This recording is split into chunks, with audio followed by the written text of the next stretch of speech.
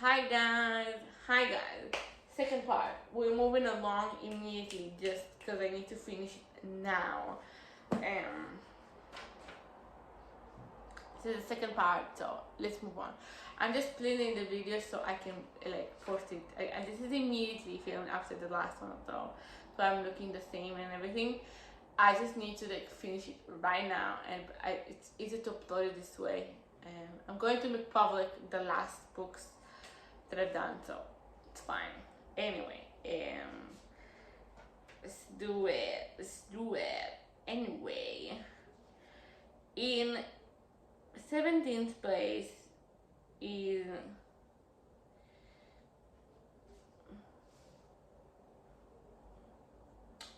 chapter 14. Good chapter indeed. Going back.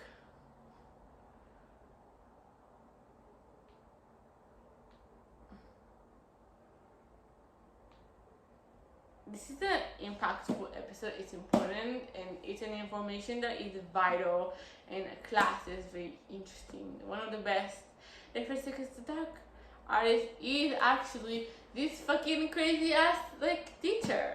He's not really moody, but he's actually good at teaching it. It's actually kind of crazy. Okay, so it's the Unforgivable Curses, chapter 14, in which the 14-year students learn about the unforgivable curses in their first lessons with Moody. Moody takes Neville to his office. Harry and Ron fake their divination homework. It's such a funny part. They're so cute together, but then it's all ruined.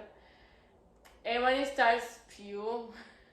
And Harry receives a letter from Sirius saying he is returning to Britain. Yeah. Okay, so this is before he was chosen, before everything. So he told him about the scars, and Sirius told him to that he's coming back. And then we reviewed the chapter 15 days after. That's where I talked about Sirius as well. But this is before that. This is where he tells them, and then in the next one is when he worries. Anyway, I'm just trying to make sense of it. Anyway, really good episode. Such an impactful moment. It was just so fascinating. The episode was so good. You're just so immersed in it. And it was a serious thing, which is also fascinating. But having one is so cute together and so funny and hilarious together. They're a funny duo together. Hermione is great, but without the two of them makes this group the best, you know? It's the three of them that makes it so good, you know? Not just Hermione, Harry and Ron, but having Harry, Hermione, no, they don't. How I can see what by the movie you would go there, maybe, but me, who's someone who read the books before seeing the movies, I'm gonna tell you for sure that I was never thinking having Hermione. No, I was never thinking, oh, they should end up together. Never crossed my mind. Anyway, really good lesson. One of the best defense against the dark arts teacher. One of the best lessons they had. This is so good. Imagine without this one, they wouldn't know the Avacadabra, which he literally will see later in the same book. It's not even far-fetched to him to learn it in this year. He should have known that. You should learn this because it's literally, everything. And to learn about the rest of them, and we get a glimpse of the Neville thing. It's a foreshadow. We see Neville being really nervous. We don't know Neville's story in this yet. Not in this part. We get to know later in this book, but it's fascinating. You get to know so much more about characters you already established. You get to know about Neville. Dobby is in here as well. You see more of him. It's cute. You get to know about Hagrid a lot about Hagrid. We didn't know. A lot of it is spilled in it. A lot of the mystery you have around Hagrid is solved in this book. A lot of it. So much mysterious things that happened. So many things were solved in the last one when you get to Brother Sis. There's so much full. There's so much story. It's never boring. Anyway, it's really long. Look at that.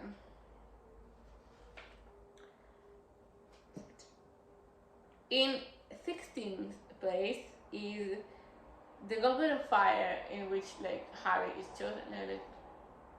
just read it. In which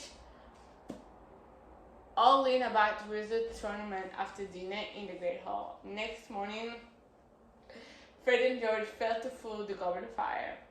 Harry, Ron, and Hermione visit Hagrid, discovering that he fences Madame Maxine after the Halloween feast. The goblet chooses the champion Victor Crumb, Durmstrang, Fleur Delacour, for Cedric Diggory of Hogwarts, and fourth champion Harry Potter. So it's all because of the ending. That is just such a cliffhanger. It's like it's just like you can't stop reading after that. So that's a good chapter like that. Because of that, I think it should maybe be lower, but it's fine rating. I'm not regretting its placement, so it's fine. It's not that bad, you know. Maybe I should put it lower, but it's fine. It's still really good episodes. It's fine. It's not like why did I put it here? It shouldn't be. And if I did, I would just say it because I'm not redoing this again. Okay. But it's fine. It's fine. It is in the right place. I think maybe a 2 slots below. Maybe. I'm just rethinking it because the ending is just too good. Like it's just too much of a cliffhanger to like what happens to not put it here. But like I think the next episode is like where like everything falls apart is even better. Or it's too, if you stitch them together, you will be making one episode is just the best, you know, because the cliffhanger and then the aftermath. So the complementary, it's complementary like that.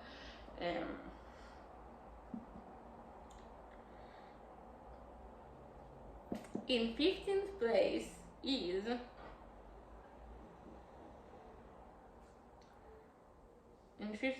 you have a really good episode. Sirius is back. I love this episode. Sirius is so back. We really get a moment with him.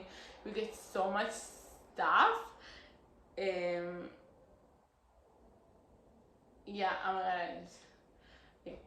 Chapter 27, Padfoot returns, in which Ron becomes a celebrity. He loved that. Skeeter writes an article about Hermione. Snape reads it in class. Snape is so mean. We talk about Snape in this way. Harry overheard Snape and Karkaroff, and Harry, Ron, and Hermione meet Sirius outside Hogsmeade, learning about Harry Crouch's son dying in Azkaban. Yeah. Barty Crouch, we don't know about Barty Crouch. We think it's innocent. Let's talk about it later. Let's talk about the first part. And yeah, Ron becomes a celebrity. This is after the second task where they take Hermione and Ron to the lake, and Ron saves both him and the other girl, but like Ron takes some of the credit because he gets some of the glory because he was the one to be rescued, which is great.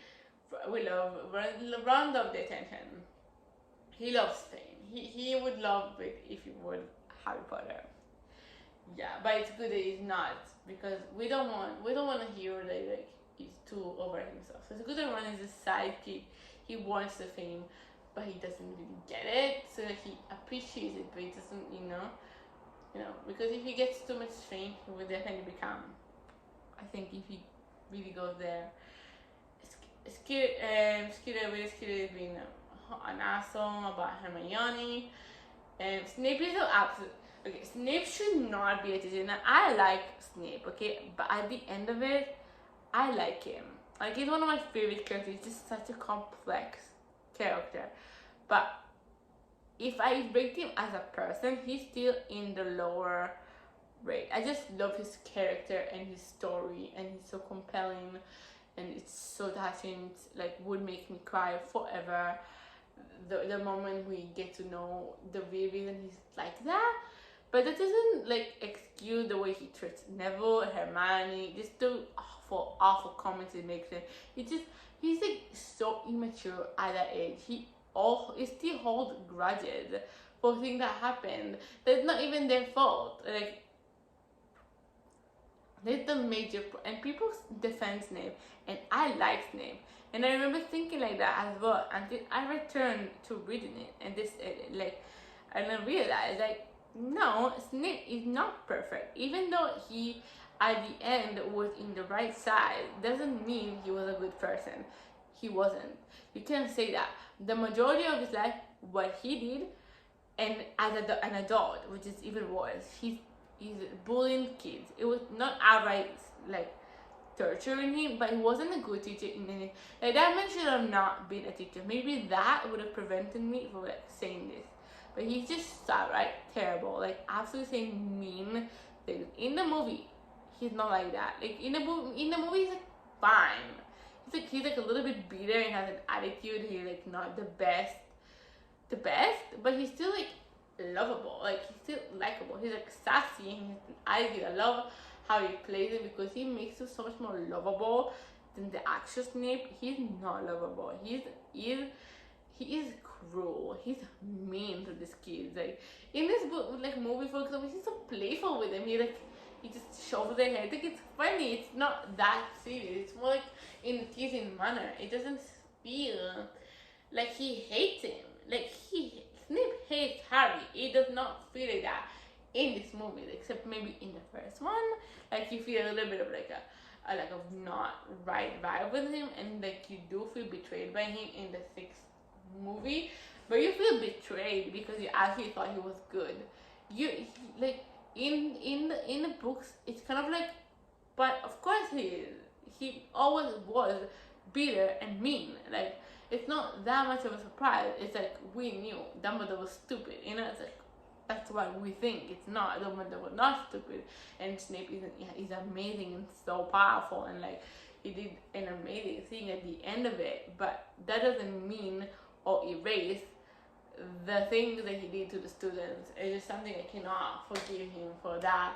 Like I wish these comments didn't exist. Like I wish he was just a bitter teacher that it's ended in that. But he said comments and it's just outright terrible to say to people, and that you shouldn't say no matter what happened to you in life. And bullying kids is not something to be proud of. Forget it was 27. I don't know why I'm talking about Snape, but I had to say that. Anyway, we got so much information about Barty Crouch. He's like, I remember reading this chapter. I was like, oh, I can't believe it. It was so good. It was like so much information, so much. It's eye opening. Like there's like 3 episodes that are just eye opening. Like you see it differently. So much like puzzle pieces like coming into it. Like you didn't know it's a puzzle, like, or you knew it's a puzzle, but like you didn't know how grand, scary thing. You had a picture because you had like a piece of the picture. Oh, I know, but they always like come with more pieces up until the end where we get all the pieces completely solved, almost. I can't speak anymore.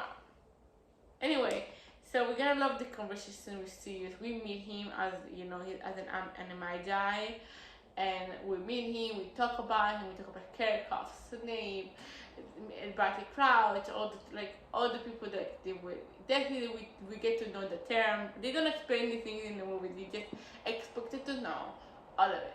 They don't explain anything. Even in the end, where they explain like what happened with the wand, they do not explain. Like that was just says the term and then doesn't explain it. Like, what are you doing? Explain it. People do not know what I mean. Even Harry doesn't know what I mean. Why are you not explaining? What is it? Just happened? Like what just like mumbling the word nobody understands, like expecting people to know. I know what I mean because I read the books. I know if you live in by the movies, it's your fault for not reading the books. So like you're confused, stay confused. Or read the books. Or you can see this YouTube videos that show the differences. That would be the best option for you if you're not a reader. But I think you should read it because even there they don't show the whole details and explain the scene how she explained it, because she's the writer and she's the best at it. I'm exhausted. Let's move on. I'm still in the 15th place. I can't believe myself. Like in 14th place is a good episode. I'm gonna say Quidditch World Cup. I think it's called in English.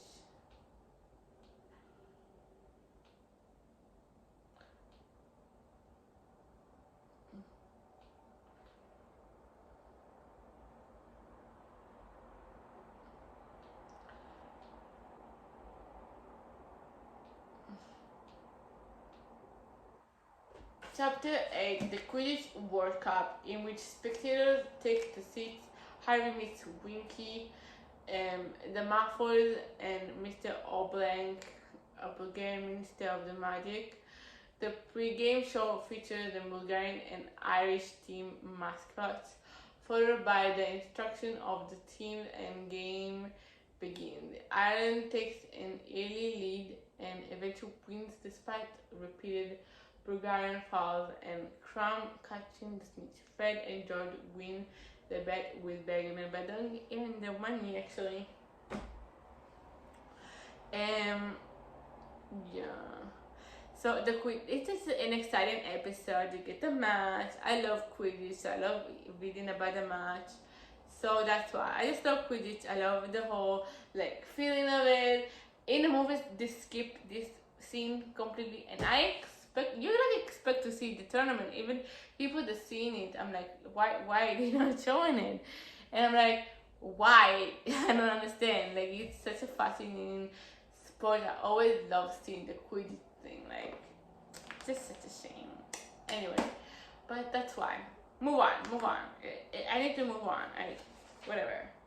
It's a good episode. I don't need to explain myself so much. And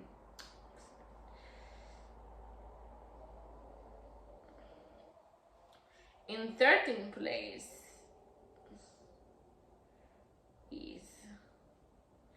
is the second task. Second task.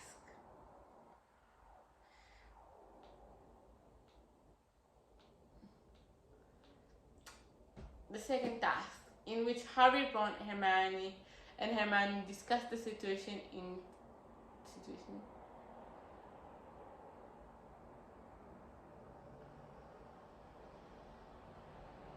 class. They search for spells to help him second task, and Harry returned to CMC class because they talk to him. It's so cute.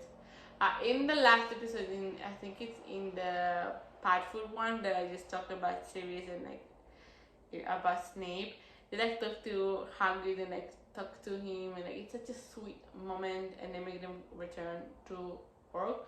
I don't know if the conversation happened in 26 or in the Padfoot one. Well, no, the Padfoot one is the next one, so that will be the last one, 25th, which is ranked in 18th place. Okay, whatever.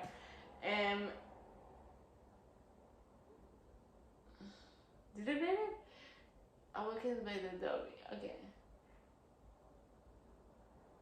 They search for spells to help with the second task, and Hagrid returns to CMC class. Harry continued his spell all through the night before the second task. What? No, they did not explain. Like Harry and Hermione and Ron are like searching for spell or like way to like for him to breathe an hour underwater for the second task, because for the second task you need to go underwater and like save someone he likes, someone he really is important to him, like Ron. And he dives, like he needs to take something to like, make him breathe. So at the end of it, like non-able, Dobby tells him. He wakes up at the last minute and like he makes it in and saves Ron and the other girl, because like Ron was like Hermione was rescued by Crumb. He was waiting there in the like bottom, like waiting for all of them to rescue. Then because he would not leave them alone to die at any cost. But when they was released and he didn't have anyone, not show no one that he really cares for, but have Ron and the other guy, he still rescued it. That's how it ends. So it's a really good episode. All these tasks are just so fun to read about. So that's why they're so high. It's just the action packs and the lighthearted in comparison to like this is lighthearted in comparison to what's gonna happen. It's not that heavy, you know. I'm so tired. Let's move on.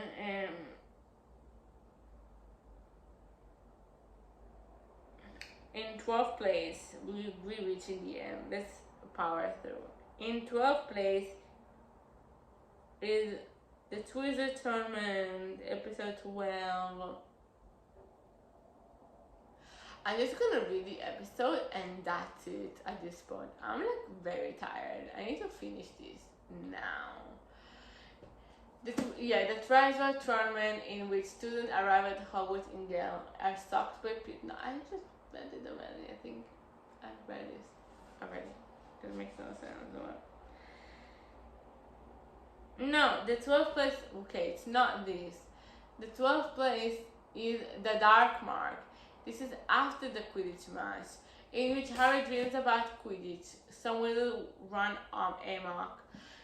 Ministry wizard attempts to stop them, and Harry, Ron, and Hermione hide in the forest, encountering Draco Malfoy along the way, which is a bitch. He's a bitch. Harry discovered that he has lost his wand. Harry, Ron, and Hermione meet Bagman, hears noises in the forest, and sees the Dark Mark. Ministry wizard arrives at the chute, stunning spell in every direction, hitting Winky, whom they blame for conjuring the Dark Mark. Yeah. So a lot happened, a lot of chaos in this episode. So it's just a lot happening. You cannot help but put this high. This is already in the start of the episode 9 chapters in, and already things are happening, chaos and like dark things that like this is like the sign that this episode is going to end heavy. It starts kind of lighthearted, and then the 9th episode, which is kind of the start of the darkness, and all throughout it's kind of lighthearted, and then the last like 10 episodes is just darkness. So a lot of dark stuff. We get to know about the Death Eaters in this episode. We get to know the term and what that means. Like we refer to them as Voldemort followers. They did not refer to them as Death Eaters. This is what they are with the tattoo. They explain the meaning, what the sign means. It's a lot of things. It's so mysterious. This is what starts this whole thriller thing, because you don't know what the heck just happened, but so much chaos. It's all related to Voldemort. It's like there's a feeling in this book that something bad is gonna happen immediately when you start with an episode like that, and then the Goblet of Fire they put the name of it, and you expect throughout the whole book that something will happen, because why would someone put it in the goblet? Nothing happened, because they want him to win. Because they're so smart. They're such a smart plan. That's why it's so high. It's just such an important episode. It's just so much. It's just important. It is so impactful and so good. It's so like action packed and like events packed. Like a lot of things happened in this one. In 11th place is the first task, which is with the dragons. Such a good episode, because every episode within the task is such a good one. The reason this is above the other one, because they make up in this episode, and that's why it's let's say my opinion first, because I'm going to read it. But I just love that, I just love it. I love the task. It's so fun to read about. It's like the Quidditch thing, but it's so interesting and like it's fun. It's lighthearted. I love this first specifically because Ron and Harry finally make up, and just like the happiest moment in this book. I think it's the happiest moment in this book, and then the rest of it is a little bit of more happiness, but like not like this. So the chapter 20. This is 11th place, which is high, with Harry and Hermione. The first task it's called. With Harry and Hermione try unsuccessfully to find a spell to use against dragons. Harry wants degree about the dragon, which is very novel. I love that. Moody gives Harry a hint, and Hermione helps Harry learn to cast summoning charm, Accio. The first task is to pass a dragon and collect the golden egg. Each champion succeeds in turn. Harry being the quickest, Ron and Harry finally make up, and Bagman tells the champion that the clue to the next task is the golden egg. Great. Okay, I just explained why I love it before, so I'm not gonna talk about it more. In 10th place is the last episode, which is the beginning. It's called. It's 37. Let's go to the end. So good. Okay. In which the school returns to normal. Harry, Ron, not normal. Well, Harry, Ron, and Hermione visit Hagrid, and the living feast takes place, at which Dumbledore tells the students about of Cedric's death and warns them about Voldemort's return. Goodbyes are said, and on the train home, Hermione reveals she captures Skeeter in a jar. Malfoy and his cronies arrives to taunt Harry, Ron, and Hermione, but they are blasted by hexes. Harry gives him, so funny. Harry gives him he's willing to Fred and George to start a joke shop. Just such a cute ending. That ending part with Harry and the brothers is just so heartwarming. They don't even mention it in the movie, but it's such an important detail to me about it. Harry is my favorite character. Typical, call me a basic bitch, I don't care. He's my favorite character in this, about Hermione, about everybody else. Because of this moment, because Harry's just so selfless and so cute, and like, I know in the next book is like angsty and like, but what did you expect? This boy has a severe PTSD. If Moody has PTSD, Harry has it worse because he's not suspecting people. He blames himself, and you know he blames himself. And he's bitter because someone died in front of his eyes, and it's not his fault really, no, but like it just, you know, it's just so sad. But this episode is so good because it's just the closing chapter. It's a nice one. It's like a little bit more peaceful after everything, but it's like not really peaceful because, you know, Voldemort just returned. Like this is like this is nothing, you know. Anyway, next in 9th place is good episode. In 9th episode is chapter 28.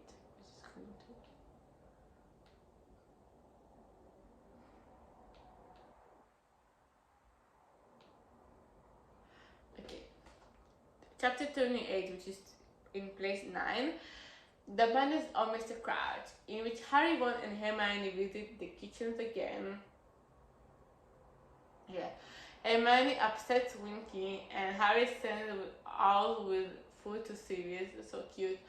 Hermione gets threatened a letter by Owl. Hagrid has Niffles in CMC.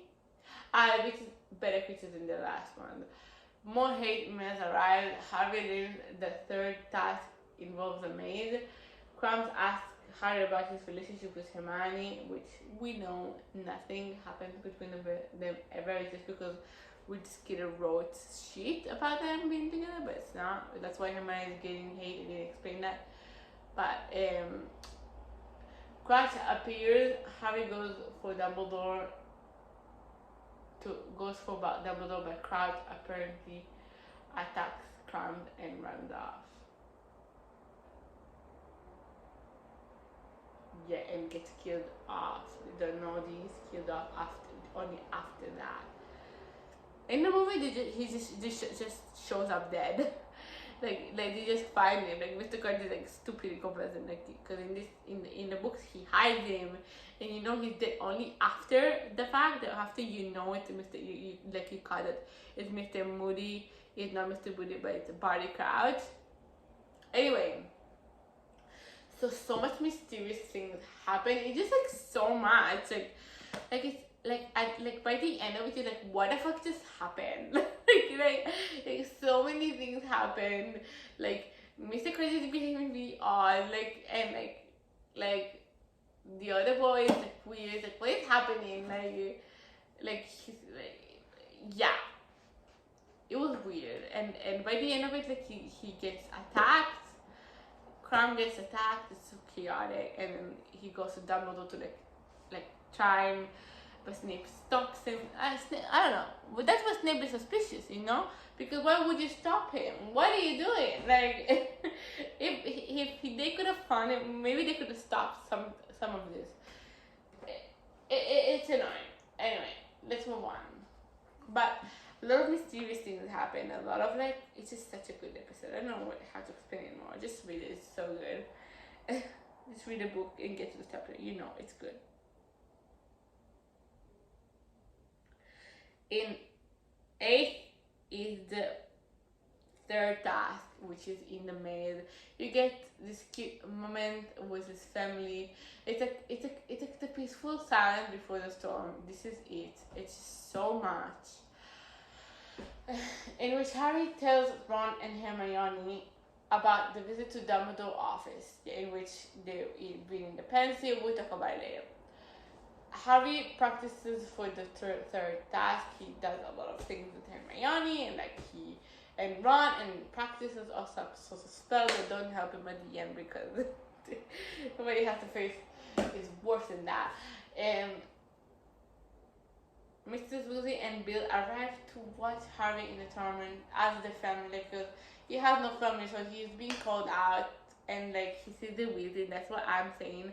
Harry just an honorary Weasley. It's just so cute. I just love his bond with them. It's just like Harry doesn't have a lot of like figures that like parents, and she's like they're like that to him. They're his home. I know Sirius Black is also that, but Flick Weasley is even more that than him. She's actually like maternal. Flick is more like a brother than like exactly a father. But again,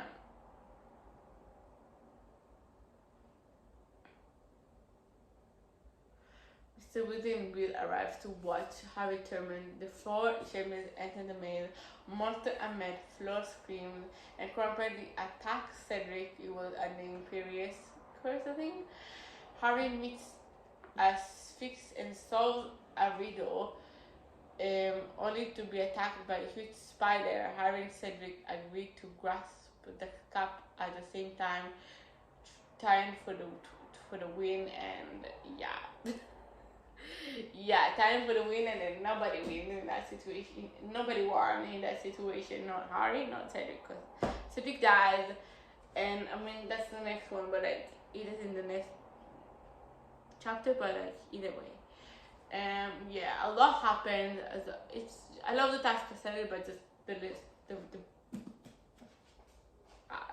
there's more chapters to come. Let's move on. Okay. In 7th place is The Dream, episode chapter 29.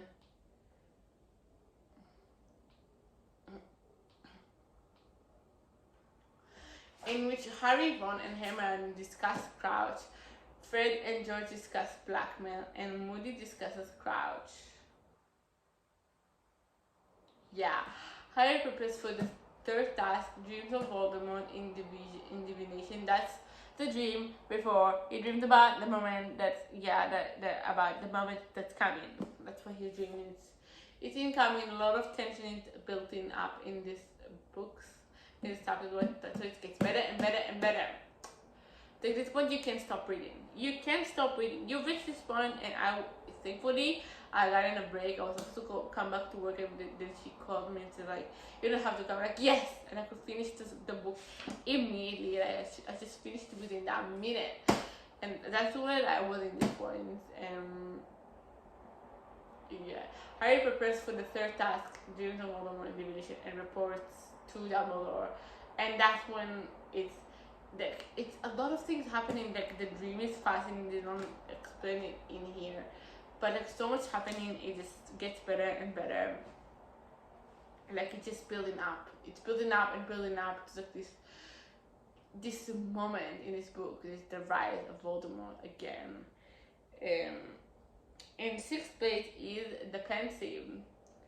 Yeah, in which Harry is left alone in Dumbledore's office, sees some glimpses of the past in Dumbledore's pensive, Krakow giving evidence before a court of wizards, Crouch's son being sentenced to Azkaban. Harry tells Dumbledore about his dreams, and the headmaster speculates on its meaning.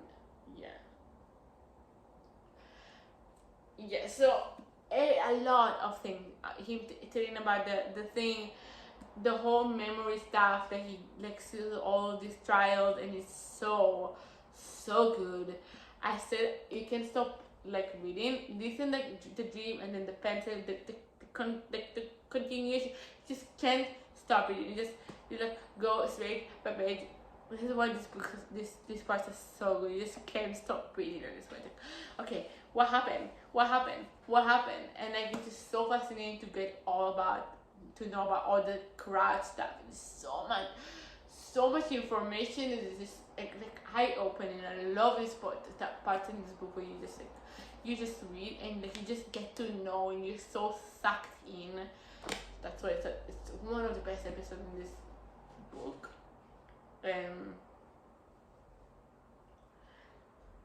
Such a good episode.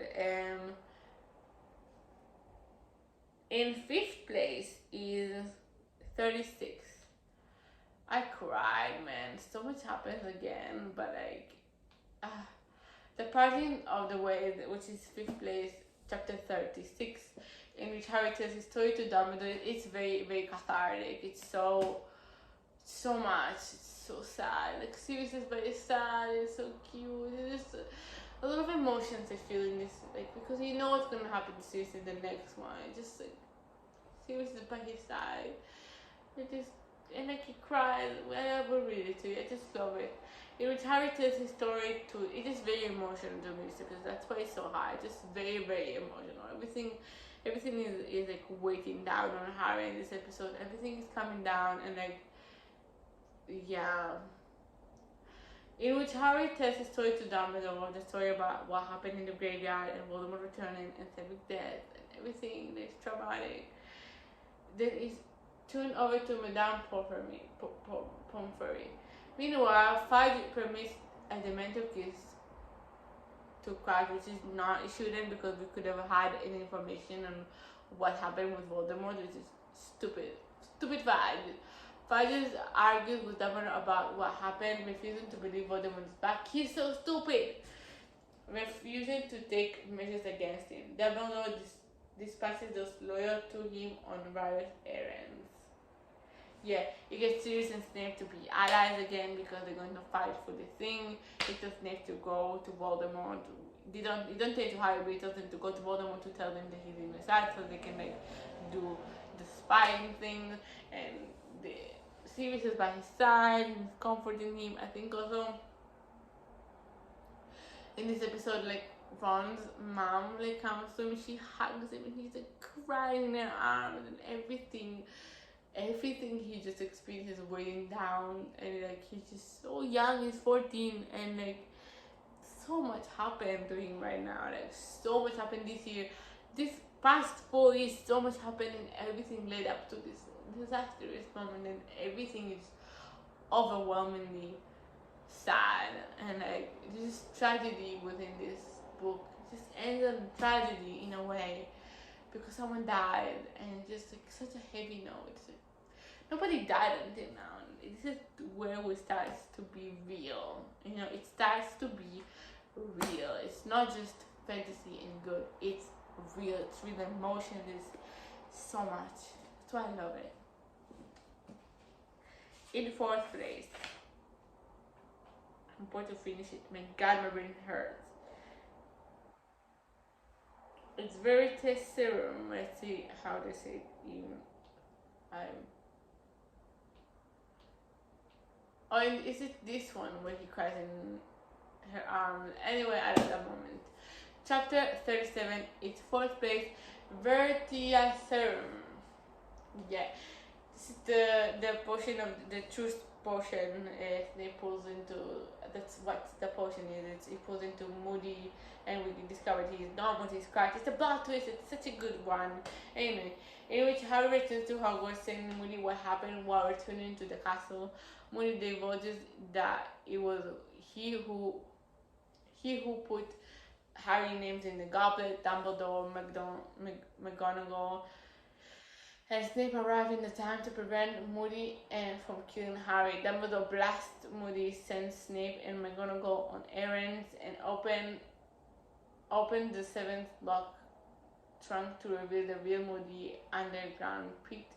As the polyjuice potion wears off, the fake Moody is revealed as Crouch's son, who tells all when questioned about the Vertice serum.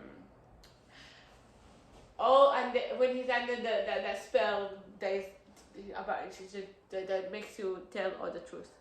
I can't talk anymore. I talked for too long. I can't talk.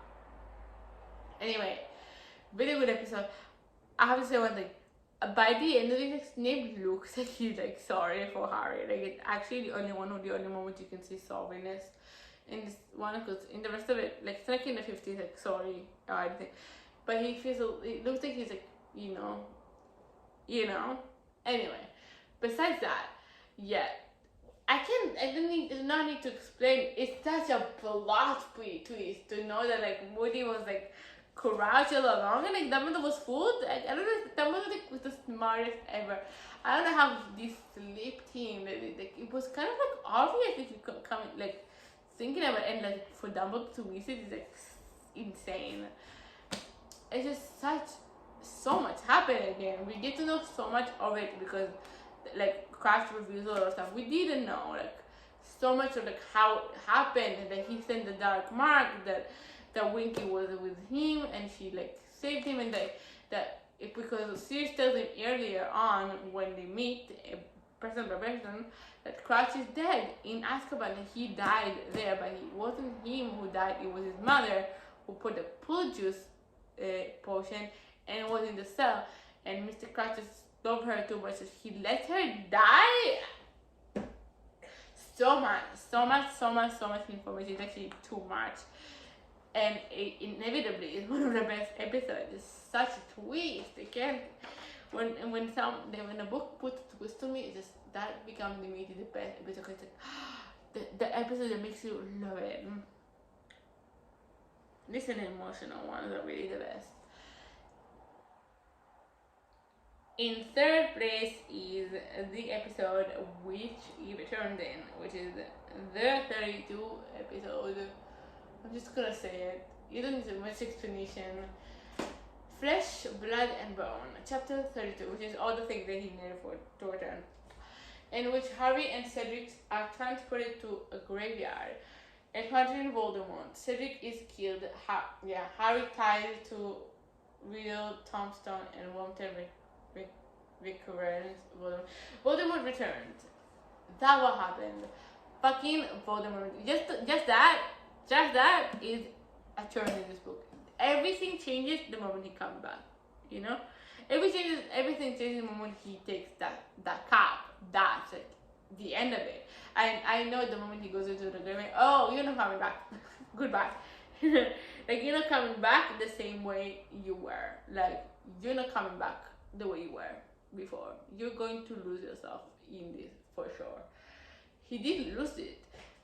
It's kind of symbolic that he went into the maze and he lost. I know in the movie they made the whole. I'm talking about the actor thing. He went into this maze and there was about to kill, but at the end of it, he lost part of himself. After this, Harry was never the same. It was never the same exactly cheerful guy. He was still cheerful and he finds happiness and he becomes calm and it's fine. It's just the next episode where he really gets angsty and stuff, but like up until now there's just a twist and his return is so big and like things, it's much more action packed than what it says here. It's not just his return, so much happens. Okay, so I'm not going to over explain whatever, and it's not, yeah. And in next place, in the second place is the Death Eater, which is after that, you know.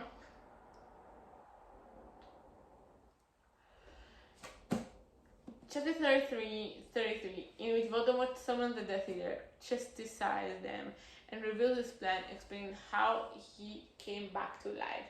So much information as well in this. Voldemort explains a lot that you didn't know. He like explained everything that happened since the first book, but like from his side, like everything that we didn't know that happened, he explained it. So it's Again, fascinating. We get to see all the Death Eaters. We get to see a lot of them. We get to see Lucius in them.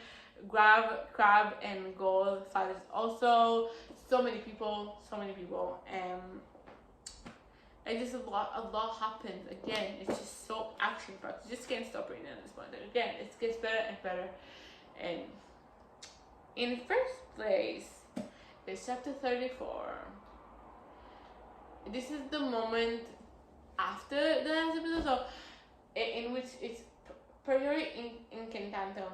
Dumbledore explained afterwards, but this is when this happened. He explains it in the next chapter. No, not in 36. He explained it to him in 36, and I will explain it to you as well.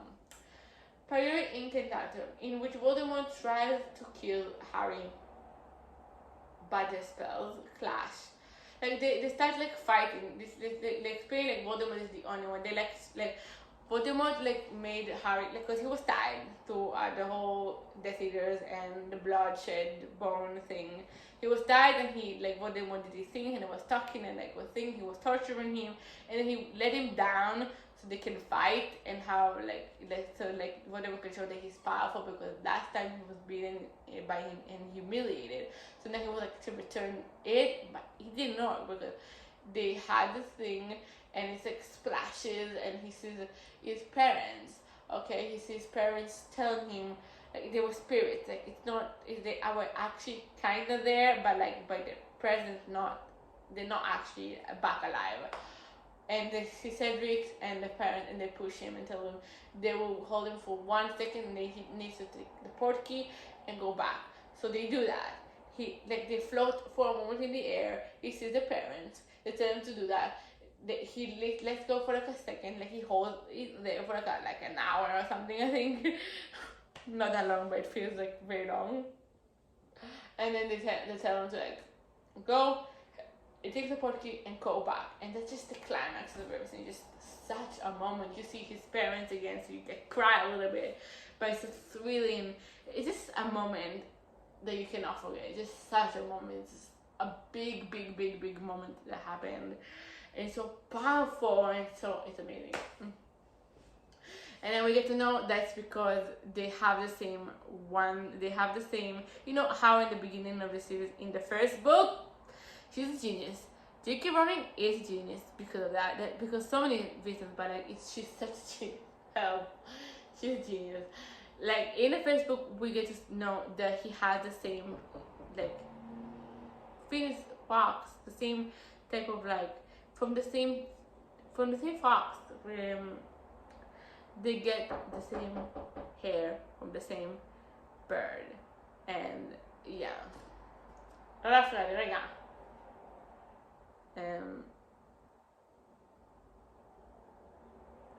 Yeah, so that's why they can kill Sarah because the king should kill you and I shouldn't be able to resist, but he has a ability to resist it because it's the same one from the same type, so it's a clash that they can like work together. It's clashes with each other. אני כבר מסיימת. Anyway, yeah, so that's everything that happened. I know I'm shouting a little bit. My eye, just know the books. Anyway, so this is my favorite episode. That's it. I explained to you the Incantatum, whatever Dumbledore explained in the book as well, but that's the best episode. Such a big moment. I think it's one of my favorite episodes overall of the whole show. And we'll talk about my favorite chapters overall in the end of it. Like I will keep it like top 10 episodes overall. And then do the ranking and everything. But that's it. That was too long. I'm going to try to upload it. One of them. Bye bye. I'm